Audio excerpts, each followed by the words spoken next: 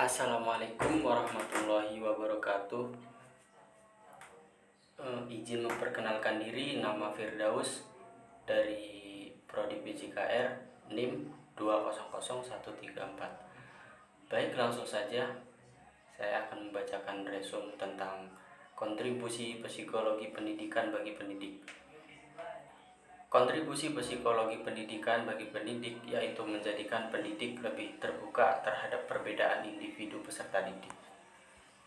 Yang pertama, yang satu, untuk mempelajari situasi dalam proses pembelajaran, psikologi pendidikan memberikan banyak kontribusi kepada pendidik dan calon pendidik untuk meningkatkan efisiensi proses pembelajaran pada kondisi yang berbeda-beda, seperti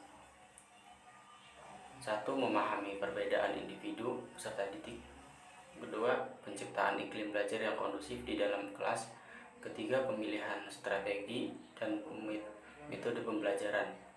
Yang keempat, memberikan bimbingan kepada peserta didik. Yang terakhir, mengevaluasi hasil pembelajaran. Yang kedua, untuk penerapan prinsip-prinsip belajar mengajar.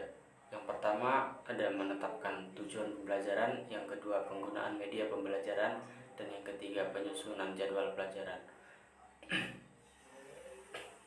Hal-hal yang diharapkan setelah mempelajari psikologi pendidikan.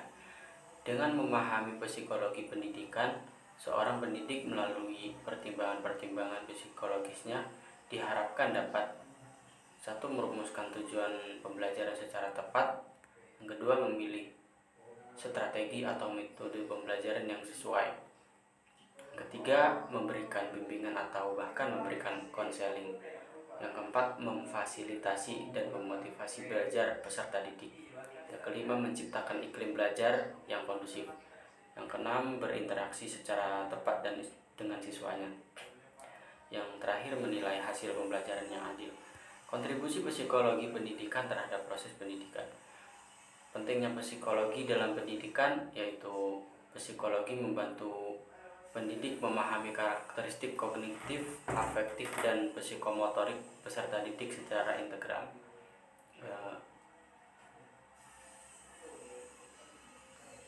Terus pendidik mampu memahami keunikan peserta didik sesuai karakteristik psikologi masing-masing.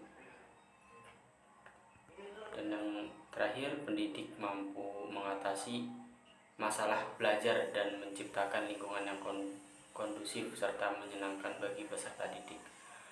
Kontribusi psikologi terhadap pendidikan yaitu satu, perubahan anak didik dalam proses pendidikan. Kedua, pengaruh pembawaan dan lingkungan atas hasil belajar.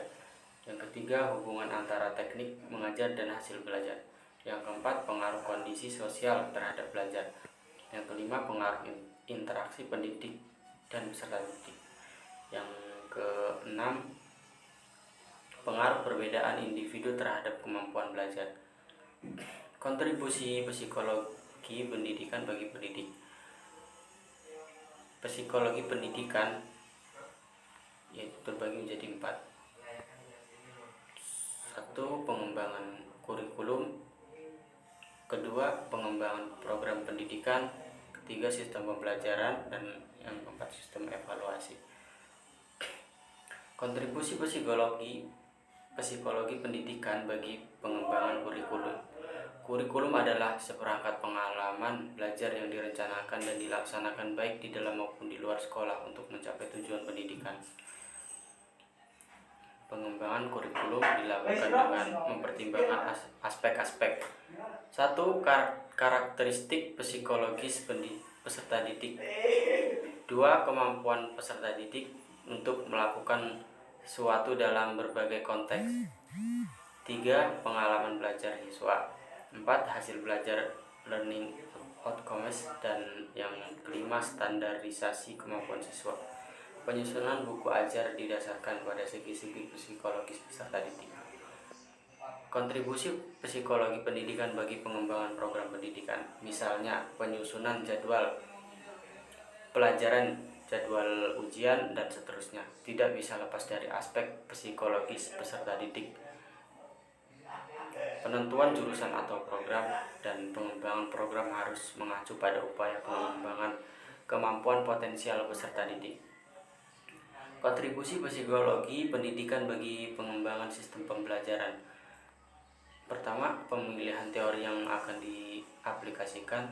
Yang kedua, pemilihan model-model pembelajaran. Yang ketiga, pemilihan media dan alat bantu untuk pembelajaran. Yang keempat, penentuan alokasi waktu belajar dan pembelajaran. Kontribusi psikologi pendidikan bagi sistem evaluasi pendidikan. Pertama, penentuan teknik evaluasi, teknik tes atau teknik non-tes. Yang kedua, penentuan jenis tes, seperti tes lisan, tes tulis, dan perbuatan, atau serta objektif atau subjektif. Yang ketiga, penentuan mengenai waktu pelaksanaan evaluasi. Mungkin itu saja yang dapat saya bacakan, semoga dimengerti. Kurang lebihnya saya mohon maaf. Wabillahi taufiq wal hidayah. Wassalamualaikum warahmatullahi wabarakatuh.